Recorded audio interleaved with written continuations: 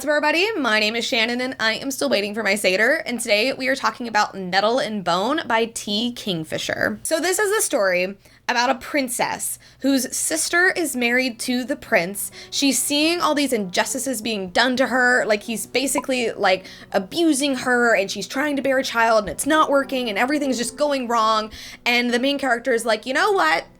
We're not gonna be doing that. I'm gonna figure out a way to get you out of this mess. She goes on this epic journey. She completes these impossible tasks. She picks up all these, random people along the way. It's your very stereotypical, like, fairy tale format, but this book is anything but stereotypical. From the very beginning of this book, I wasn't sure exactly what to make of it, because our main character, she is a princess, but like she doesn't want anything to do with anything. Like she doesn't want to marry anybody. She doesn't want to have a baby. Like she goes off. She's like, I'm gonna be a nun. I'm the third born. I can be a nun and go to a convent and be fine. Her other two sisters have to marry. They have to, have children and blah, blah, blah. But one of them dies. Her second sister is in this terrible marriage, and it takes her so long to realize what's going on that she's like, I have to do something. Like I sat for too long doing nothing. Like she's 30 now, she's a grown woman and she wants to help her sister. So she travels to go find this witch, and the witch has her do these impossible tasks, and then it's just like, you know what?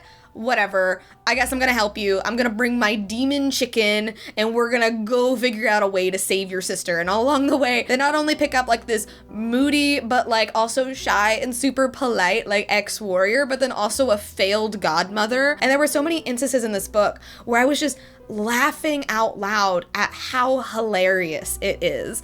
Like just the juxtaposition with like this princess who is now a nun and this warrior who is like super beefy and super tall, but is like wanting to take up as like least space as he can. And obviously they have some tension, but they're really shy about it. And then this witch who's like super old and has a chicken familiar with a demon in it. Just everything about it was absolutely hilarious. But on top of that, the story was still so like good, dark fairy tale. Like we even have this one scene, it was super creepy at this inn, and the innkeeper is like being controlled by this creepy puppet. Like the vibes were so good.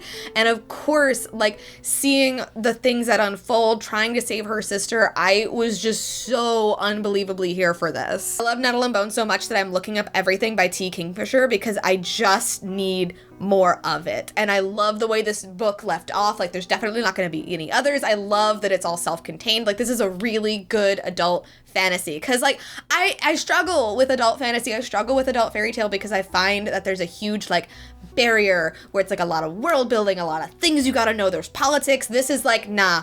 Like it's just a 30-year-old nun who wants to save her sister and just gets a ragtag team together. Like there are politics, but they don't matter. There are borders, but like they don't matter. All that matters is this journey they're going on and the characters we pick up along the way, and that is exactly my jam. I listened to this on audiobook. It is only 7 hours. I highly recommend it if you can get your hands on it. This was just absolutely a blast. Like if you are a fan of any of this type of dark fairy tale type of thing, but you're wanting like a little bit more like levity, like it's not exactly like a lighthearted read, but just the humor hit exactly the way I wanted it to. It wasn't weighed down by angst, which normally, I'm all about the angst. However, with this, it just felt like a breath of fresh air, and it was absolutely insane. So I'm giving this book an A+.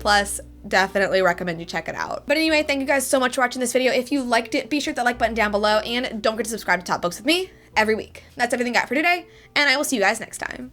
Bye.